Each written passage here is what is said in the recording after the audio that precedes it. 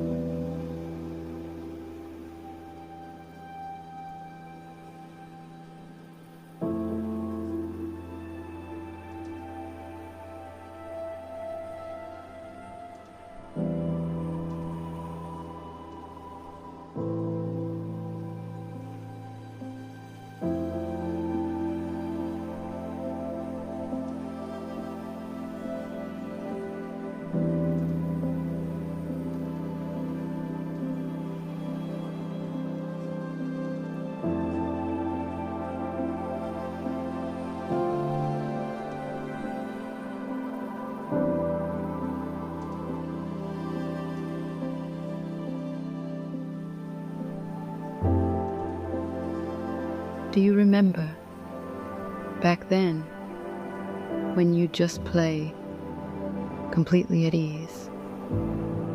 You would let your imagination run wild, curious to see what might happen if you just tried this or that. In the course of your life, these moments became fewer and fewer, perhaps without you even noticing. Yet they are so valuable for your entire being. For a moment, nothing concretely wanting, searching, expecting, or having to live up to someone's expectations. Instead, playfully diving into something out of pure delight and curiosity, simply seeing what arises in the process, letting things flow, being completely absorbed in something, forgetting about time, guided by imagination and a childlike urge to explore. All this is valuable and enriching for your mind and soul.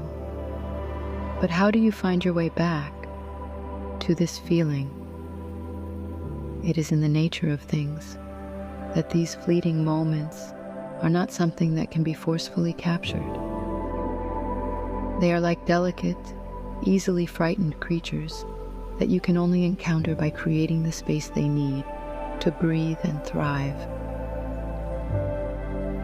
Make time for yourself every now and then, without deadlines, obligations, or expectations. Use this time to do what you enjoy or what makes you curious. Detach yourself from judgment. Play for the sake of playing, not to achieve or prove anything. Relish the process, not the outcome. Don't be too critical of yourself or others, and be open to new ideas.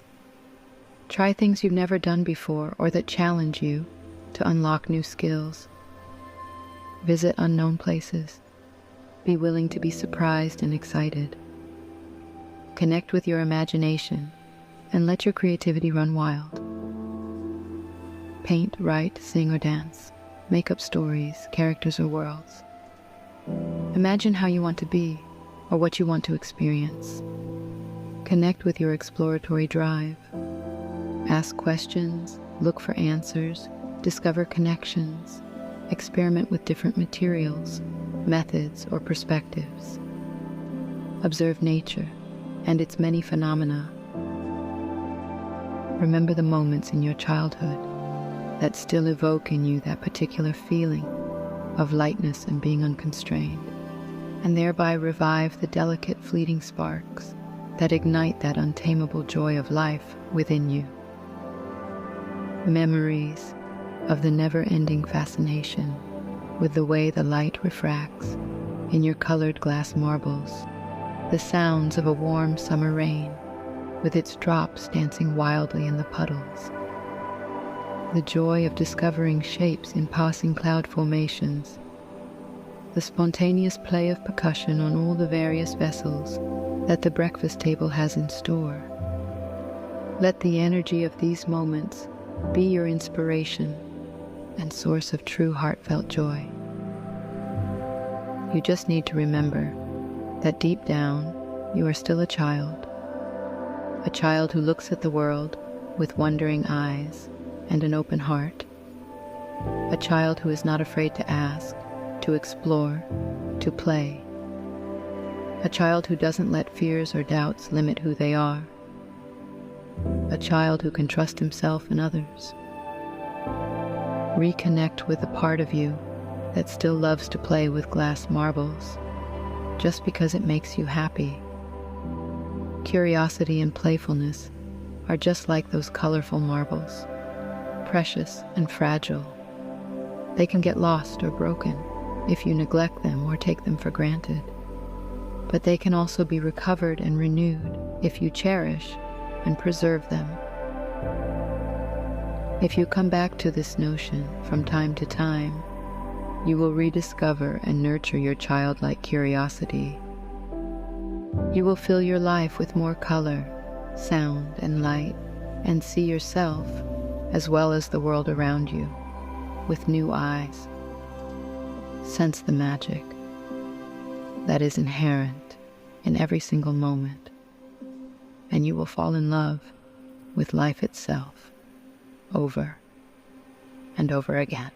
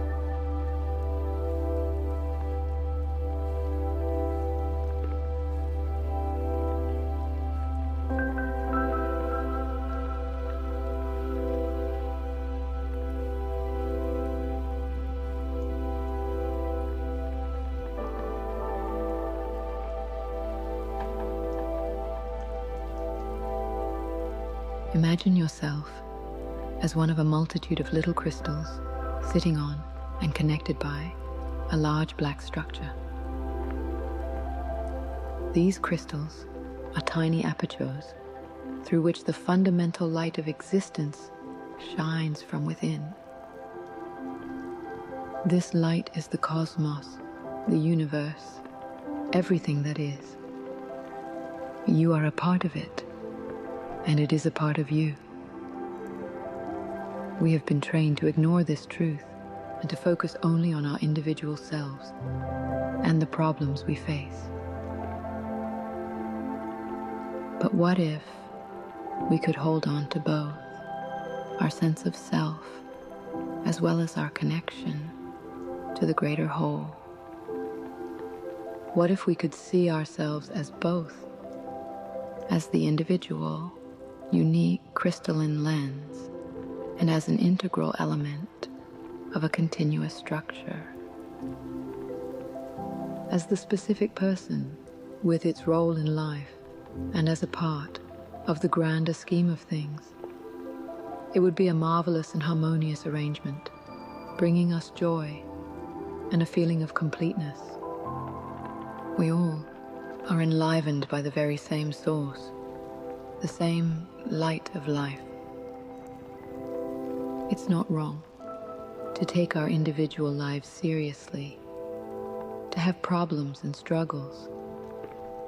In fact, they are a beautiful manifestation of nature, just like the intricate patterns on a particular seashell, or each and every single wave of the great ocean. We should look at ourselves and others with wonder and awe, recognizing the gorgeousness and complexity of every person. Yet, we have been trained to put on blinkers and to focus only on certain, often misleading aspects of our experience, ignoring the amazing beauty that surrounds us. But when we open ourselves up to the whole experience, we can see the grace and richness in everything. We can appreciate the stunning complexity of a seashell, the fine intricacies of every face, and with it a deep sense of unity that connects us all. Let the beauty of the world pervade you and pass it on from your own unique perspective in this universe. Remember that you are a tiny crystal, a part of the grander continuous being, and that every moment is an opportunity to take in and connect with the fundamental light of existence.